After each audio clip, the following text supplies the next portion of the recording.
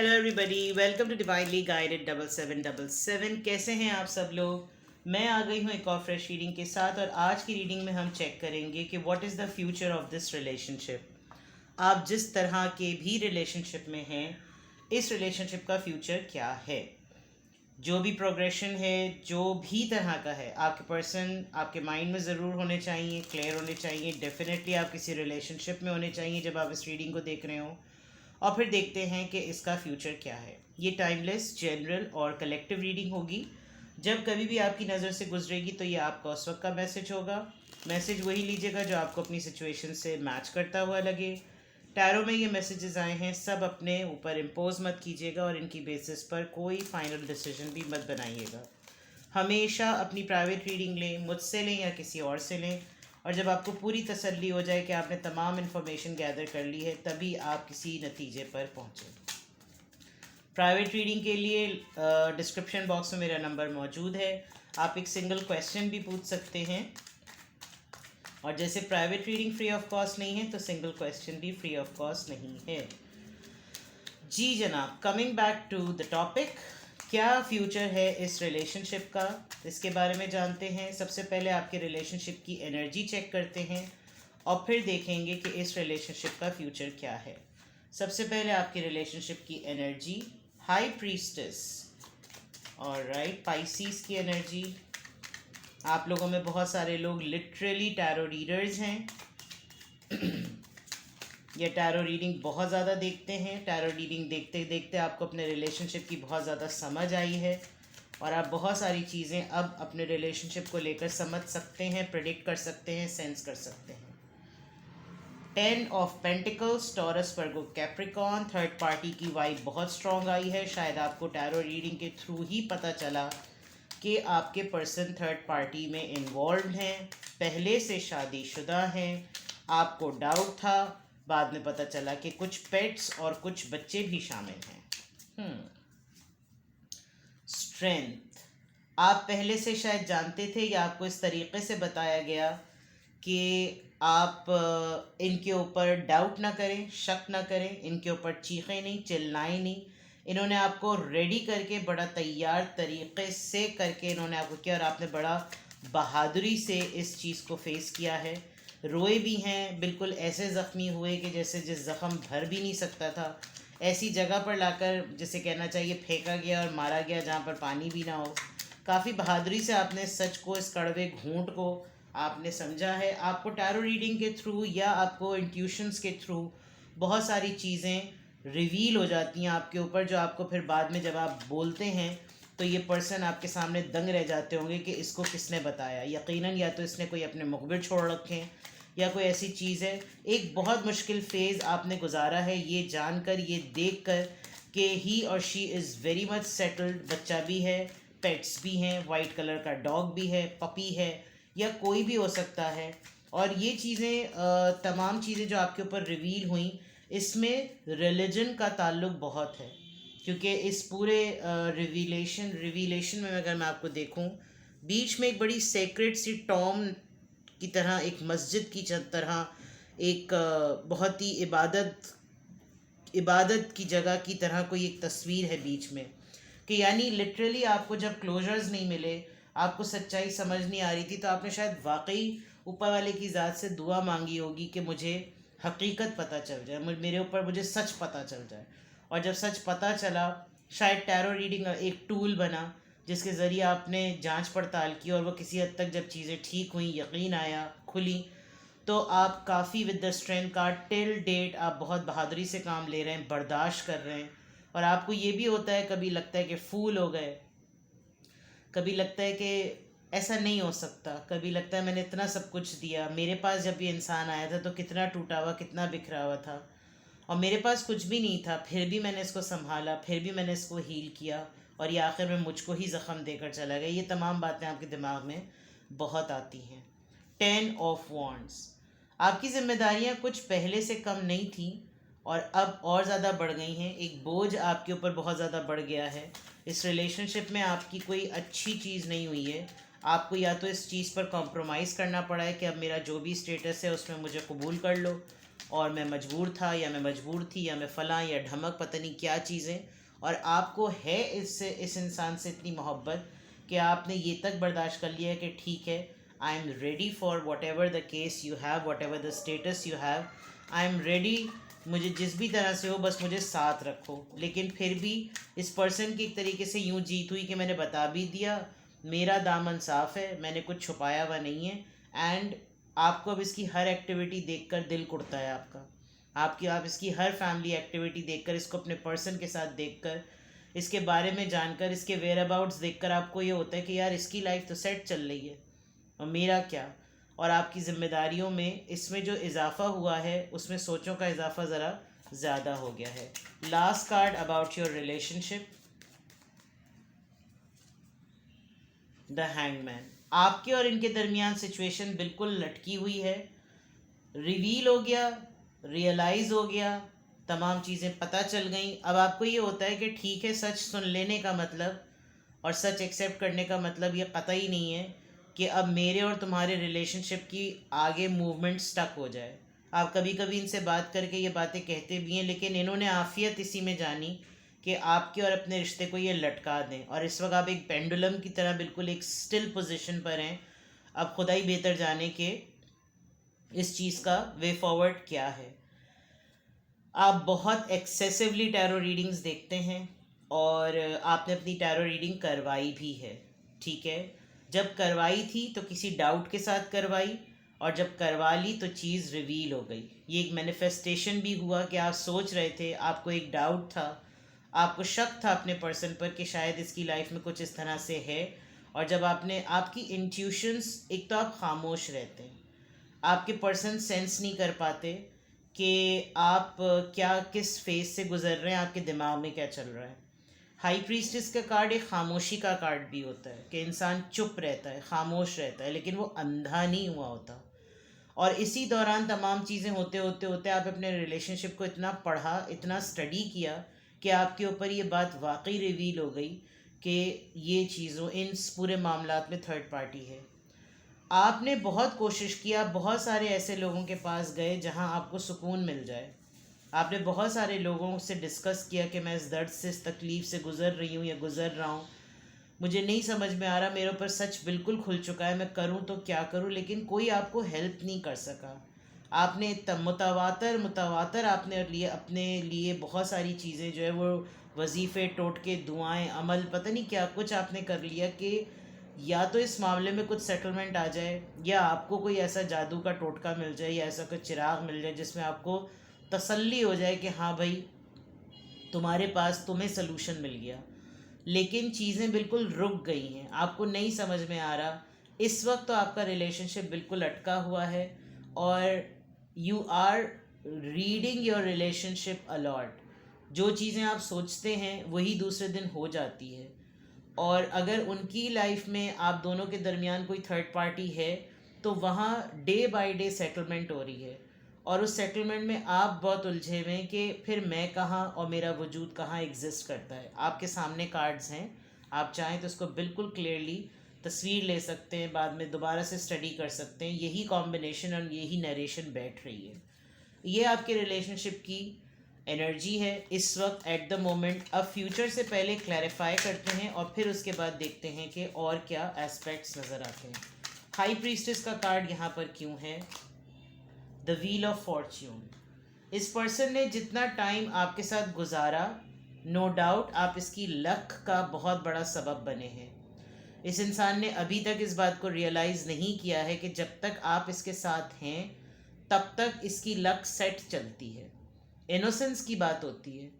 अभी तक आपने शायद डिटैचमेंट का फ़ैसला नहीं किया, बड़े हौसले से आप सब चीज़ें गुजार रहे हैं, लेकिन इसने मटीरियलिस्टिक पॉइंट ऑफ व्यू से अपने पैसे को इस्तेमाल किया, और पावर के ज़रिए इसने ये सोचा कि ये एक टाइम होता है ना लोगों के पास कि वो एक लेविश लाइफस्टाइल गुजारते हैं।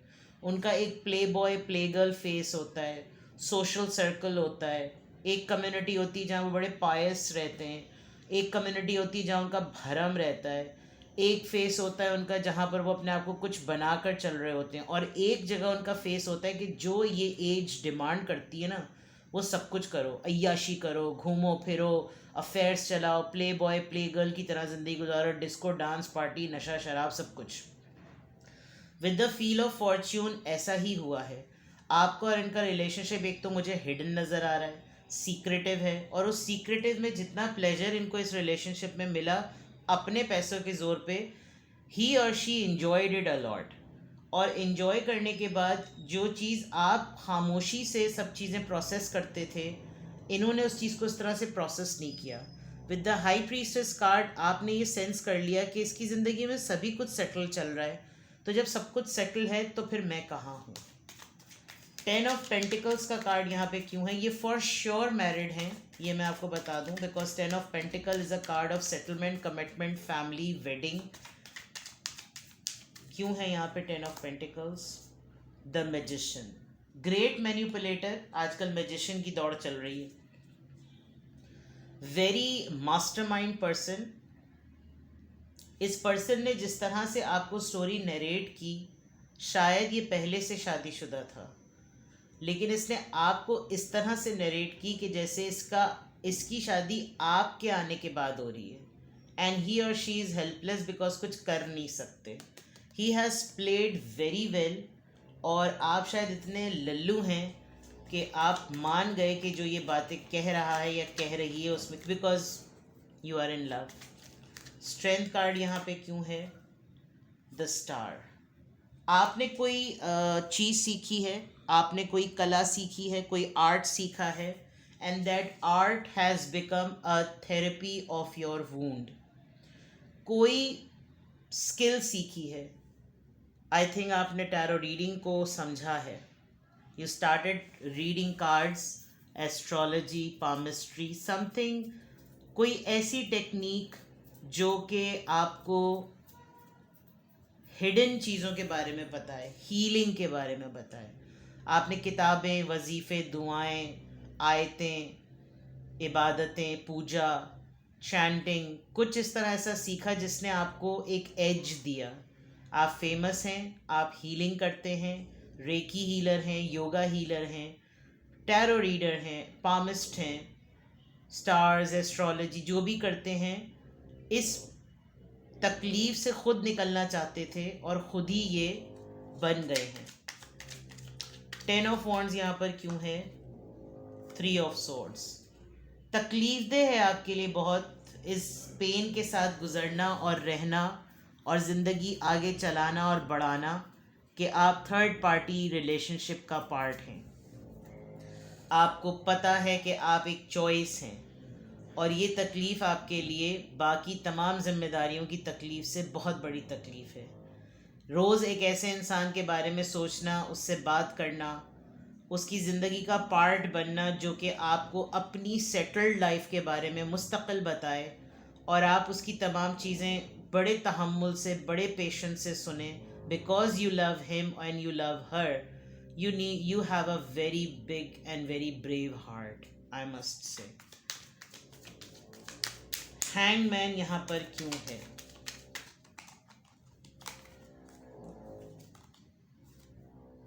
Three of cups. ये पर्सन बहुत स्मार्टली आपको फ्रेंड जोन करके चल रहा है। आपके कोई 3 अदद दोस्त हैं आपको मिलाकर, जिनकी ऑलमोस्ट कुछ इसी तरह की सिचुएशन है, एंड यू फील कंफर्टेबल, लेकिन आप तीनों ही एक दूसरे को कोई क्लोजर नहीं दे पाते कि मैं क्या करूं यार, उसने ये मेरे साथ भी यही किया, ये बताया, उसने भी मेरे साथ यही किया। And you 3 are continuously in a cycle कि हम अपने रिलेशनशिप को सॉर्ट आउट कैसे करें। तो आप अगर थोड़ा सा फन टाइम भी करना चाहते हैं तो भी आदमी थोड़ा पजेसिव हो जाता है, आदमी या औरत जो भी, आप जेंडर अपने हिसाब से कर लीजिएगा। आप फ्रेंड जोन चल रहे हैं, लव जोन में नहीं चल रहे, ये मैं आपको बता दूँ। 3 और 3, आपका रिलेशनशिप ऐसे एज पे आ गया है कि अगर अब डिसीजन हो चुका है तो अब उसमें मूवमेंट आ जाए, अब कोई फैसला हो जाए। तो इस वक्त इस रिलेशनशिप का फ्यूचर क्या है, करंट एनर्जी आपके रिलेशनशिप की बिल्कुल क्लियर यहाँ पर नज़र आ रही है। ठीक है, नाउ लेट्स सी,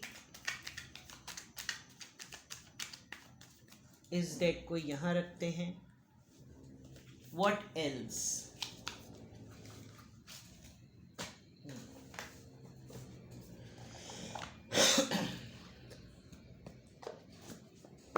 आप दोनों के दरमियान किस तरह की सिचुएशन है, ये चेक करते हैं. फ्यूचर में आपको बिल्कुल एंड तक रीडिंग देखें, बिकॉज रिजल्ट बिल्कुल एंड में पता चलेगा. इस वक्त आप दोनों के दरमियान क्या सिचुएशन है, बिकॉज आप इनके जाल में तो आ चुके हैं. आपके साथ इस पर्सन को बहुत स्मार्ट लगता है, आपके साथ इस पर्सन को बहुत अच्छा लगता है. They feel very young, they feel very happy, they feel comfortable that there is a person जो कि इतने बड़े सच के बाद भी मोहब्बत करना नहीं छोड़ रहा, भूलना नहीं छोड़ रहा, छोड़ नहीं रहा. क्या सिचुएशन है आपके इस पर? Cupid's arrow, have faith, love is coming, surprise invitation, struck by love. शायद आपके ऊपर चीज़ें ओपन होती भी हों, अपॉर्चुनिटीज़ आती भी हों, लेकिन आप उलझे हुए हैं इस मोहब्बत में, इसीलिए आप अलाउ नहीं कर पाते. और कोई और अगर हो तो आप उसको बुला भी नहीं पाते. Mirror each other. आपको ये आपका ट्विन फ्लेम कनेक्शन लग रहा है. आपको लड़ गया ये आदमी. आपको लगता है आप अपने आप को ही देख रहे हैं और आपको कहीं और किसी और के साथ सुकून नहीं मिलता. चाहे इस आदमी ने, इस इंसान ने जो कुछ भी आपके साथ किया हो, इस इंसान को आप इसके जैसे लगते हैं, ये आपको अपने जैसा लगता है. तो इसकी तरफ से की हुई गलती आपको नहीं बुरी लगती, उसकी तरफ से की हुई गलती, मतलब आपकी गलती उसको बुरी नहीं लगती. तो जो कुछ भी हो रहा है आप दोनों बिल्कुल एक साथ एक चीज़ कर रहे हैं. मतलब ये है कि तुम मेरी तरफ से आज़ाद हो, लेकिन तुम ये मत सोचना कि तुम आज़ाद हो. ये एक आज़ादी है अगर आप समझे हो तो. Light hearted, adept, finding out change, things coming to light and heal. Healer की बात मैंने कही थी. आप अपने आप को रोज़ समझाते हैं, रोज़ बहलाते हैं, रोज़ एक ख़बर पता चलती है. तिल तिल जीना तिल तिल मरना वाली बात है. But you are very much edge पर आ चुके हैं आप. काफ़ी हद तक आपने अपने ज़ख़म हील कर लिए हैं. काफ़ी हद तक आपने ये ख़बर को डाइजेस्ट कर लिया है. हैमर, सेबोटाज, धोखा मिला है आपको, ये मैं आपको पहले ही बता चुकी हूँ. आप खुद ही अपने आप को मेंड कर रहे हैं, रिपेयर कर रहे हैं. और ये पर्सन आपका शुक्रगुजार है, लेकिन इसमें इतनी हिम्मत नहीं है कि ये आपकी इस बात को अप्रिशिएट कर सके और एक्नॉलेज कर सके. बिकॉज इसने विद द मैजिशियन इसने बहुत पॉलिटिकली आपके साथ अफेयर चलाया है या पॉलिटिकली आपके साथ रिलेशनशिप में रहा है. इसने इतना पॉलिटिकल वे में आपको ऐसा रखा कि जैसे मेरा कोई कसूर नहीं है, मैंने तो तुम्हें डे वन से सब कुछ बताया हुआ था, मैंने कुछ अकेले नहीं किया, तुम्हारी मर्ज़ी के साथ मिलकर सब कुछ हमारा रिलेशनशिप रहा है. तो आप इसको इल्ज़ाम भी नहीं ठहरा सकते, लेकिन कहीं कहीं पर ये इंसान जानता है कि आप जानते हैं कि इसने कहाँ आपके साथ ज़्यादती की है. With the high priestess card आपको जो कुछ भी रिवील हुआ है वो इसको लात मारने के लिए बहुत है. सी, मैंने ट्विन फ्लेम कहा था, बट यहाँ पर जो आप इसको मिरर ईच अदर, जो बिल्कुल सोलमेट वाली बात है ना, आप इसको नहीं छोड़ सकते. You are just truly sincerely deeply madly in love with each other. उसका तो मुझे इतना नहीं लग रहा, लेकिन आप पता नहीं किस मिट्टी के बने हुए कि आपको इस इंसान के अलावा कोई और नहीं बचता. आपको लगता है कि बस यही है और यही है और यही होगा. उसके बाद चाहे आप अपनी ज़िंदगी को आगे बढ़ाएं या ना बढ़ाएं, that's going to be your call, जब मैं अब चेक करूँगी डेक से. But overall on in the end it looks like that यही वो इंसान था या यही वो इंसान है जिससे आप मोहब्बत कर सकते थे. Now other things which are a part of it, you don't feel like कि अब मुझे जो है वो कोई और इतना ज़्यादा जो है वो सेटिस्फाई कर सकेगा. मोहब्बत हुई, मोहब्बत में धोखा हुआ, लेकिन जितना फेस था बड़ा भरपूर गुजारा, इतना इन्जॉय किया है कि अब ज़रूरत नहीं है. तो लेट्स सी. अब मैं देखती हूँ कि आपके रिलेशनशिप का फ्यूचर क्या है. Pardon, I am so sorry कि डिटेल रीडिंग हो जाएगी थोड़ी सी. What is the future of this relationship? What is the future of this relationship?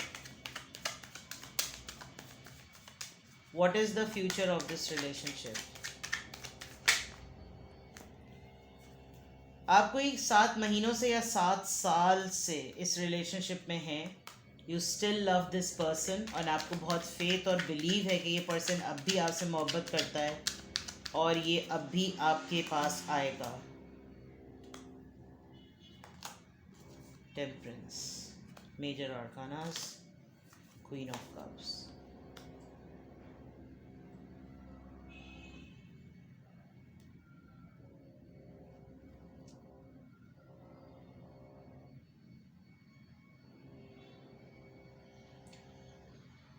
Future आप क्लोज्ड ऑफ हो जाएंगे अगर आप अभी तक प्रोग्रेशन में हैं.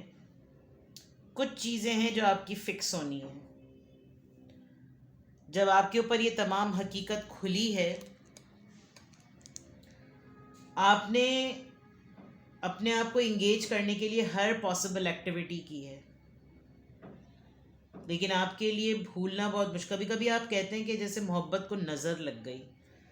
ये इंसान खुद ब खुद आपके लिए आपका एनवी, आपका कॉम्पिटिटर बन गया है.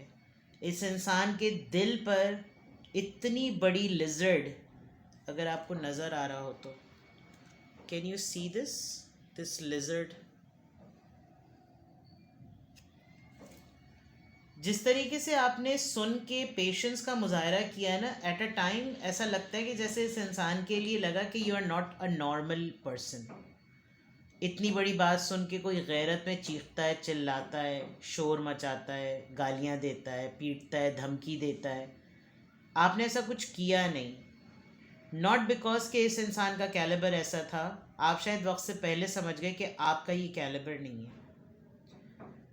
जो चीज़ें आपने ढूंढी हैं अपनी ज़िंदगी में, वो सोर्स ऑफ हैप्पीनेस आपके लिए बन गई हैं. फ्यूचर अगर मैं देखूं तो आप एक टाइम आएगा, आप अपने आप को बैलेंस करेंगे, आप अपने दुख को और अपनी खुशी को टटोलेंगे, और फिर एक आपको टूल मिलेगा जिसमें आपको हिम्मत आ जाएगी कि now this person is no more in my life, and this is going to be with the queen of cups. जब आप अपना हाथ उठा लेंगे कि अब मुझे कुछ नहीं चाहिए. क्योंकि थर्ड पार्टी में होते हुए आप ये देखिए कि आपके ऊपर एंड में एक एक्स्ट्रा मैरिटल अफेयर पार्टनर का लेबल लग जाएगा, जो एक मैजिशियन के तौर पर इस इंसान ने आपको मैनिपुलेट करके अपने साथ इन्वॉल्व किया है. उसमें ना चाहते हुए भी आप एक एक्स्ट्रा मैरिटल अफेयर कल्प्रिट बन गए हैं. तो पीछे आप ही को हटना पड़ेगा. ये इंसान तो बहुत मास्टरमाइंड है. फ्यूचर में ये कभी भी मत सोचिएगा कि इस इंसान के चले जाने के बाद या इसको निकाल देने के बाद आपके ऊपर खुशियों के और ब्लेसिंग्स के दरवाजे बंद हो जाएंगे. नहीं, हो सकता है इस पूरे फेज़ में 7 साल लग जाएं, हो सकता है इस पूरे फेज़ में 7 महीने लग जाएं, क्योंकि 7 घंटों और 7 दिन में तो कोई फ़ैसला नहीं करता. कुछ ना कुछ ऐसा हुआ है कि अब आप आ रहे हैं उस तरफ स्लोली ग्रेजुअली, जहां आप क्वीन ऑफ कप्स की एनर्जी में आने वाले हैं कि now love is not available, you know, there is no vacancy for love. आप ये करने वाले हैं. तो फ्यूचर में आप अपने ओन पे रहेंगे. आपकी मैस्कुलिन एनर्जी आपको बहुत ज़्यादा साथ देगी. किसी ने, जैसे अगर आपको वहम होता है कि कुछ पड़ा है, फूंका है, नज़र लग गई और वजीफ़ा गाड़ दिया, कोई जादू टोना कर दिया, जो भी कर दिया हो गया, बनता बनता काम बिगड़ भी गया. इंसान फिर भी उसका असर ख़त्म होने के बाद पलटता है, रिग्रेट करता है. आपने शायद इस फैक्ट को एम्ब्रेस कर लिया है, and you are moving towards the stability. That is why you are a star. जो क्लैरिफायर आया था वो स्टार का आया था कि स्ट्रेंथ के बाद स्टार कार्ड ने आपको क्लैरिफाई किया that you have started working on your self. थोड़ी ही सी कुछ चीज़ें रह गई हैं, कोई एक आधी खलिश रह गई है जिसका ज़ख़म भरना बाकी है. Then you will be done. The future of this relationship, it has no marriage. With the queen of swords आप बहुत कट थ्रॉट हो जाएंगे. ये इंसान हल्की फुल्की सी कोशिश ज़रूर करेगा, बट आपके दिमाग में जो चीज़ें अटक गई हैं वो अटक जाएंगी. फिर सिर्फ़ और सिर्फ यादें रह जाएंगी, ख़यालात रह जाएंगे, जज्बात रह जाएंगे, लेकिन रिश्ते में कुछ नहीं होगा। आप with the queen of swords, cut cut cut, pack up.